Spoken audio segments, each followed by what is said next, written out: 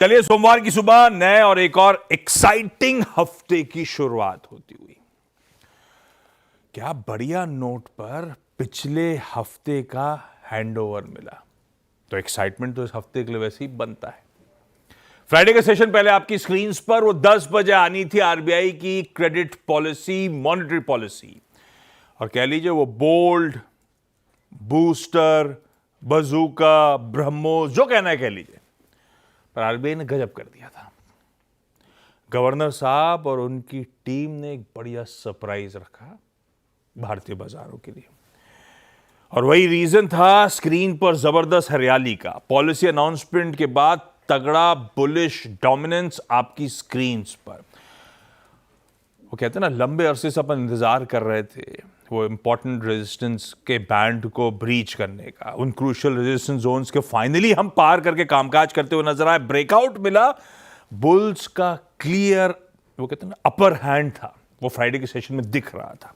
Bank Nifty वापस record उच्चतम स्तरों पे पहुंचता हुआ नजर आया, नए जोश के साथ लौटता हुआ नजर आया। और पिछले पूरे हफ्ते का परफॉर्मेंस एक बार स्क्रीन पे दिखाता हूं। वो कहते हैं मिड वीक वेडनेसडे ऑनवर्ड्स अपन ने गियर शिफ्ट करना शुरू करा था और फर्राटा रफ्तार पकड़ ली थी फ्राइडे के सेशन के कल्मिनेशन तक। तो पिछले हफ्ते का सेकेंड हाफ गजब मूड माहौल चेंज होता हुआ नजर आया।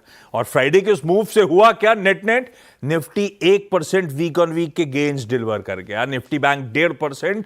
ब्रॉडर मार्केट्स आउट परफॉर्म कर रहे हैं, लेकिन उस तरह का जोश नहीं है, लेकिन फिर भी 2-2.5-3% के उछाल दोनों बेंचमार्क्स में वीक ऑन वीक देखने को मिला।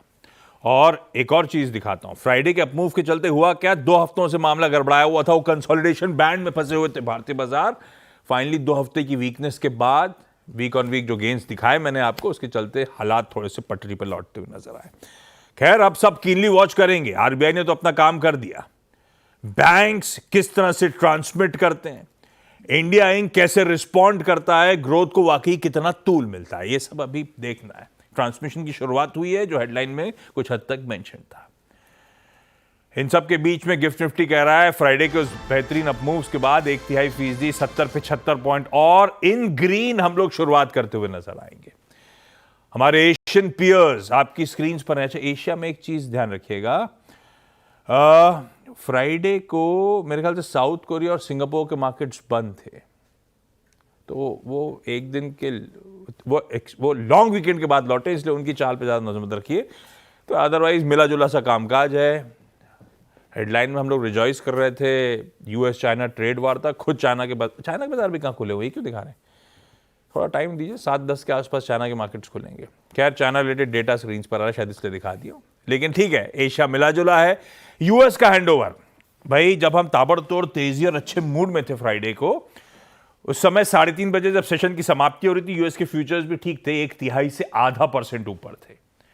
पर एक्चुअल सेशन में तीनों बेंचमार्क्स, इंतजार था उस ऑल इंपॉर्टेंट जॉब्स रिपोर्ट का, अभी हॉर्मा से समझेंगे ऐसा क्या पसंद आ गया, लेकिन 1 से 1.25% तीनों बेंचमार्क्स मजबूती के साथ बंद हुए।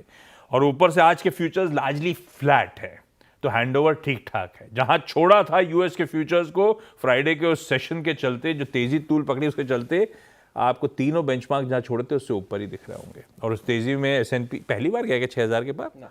अच्छा,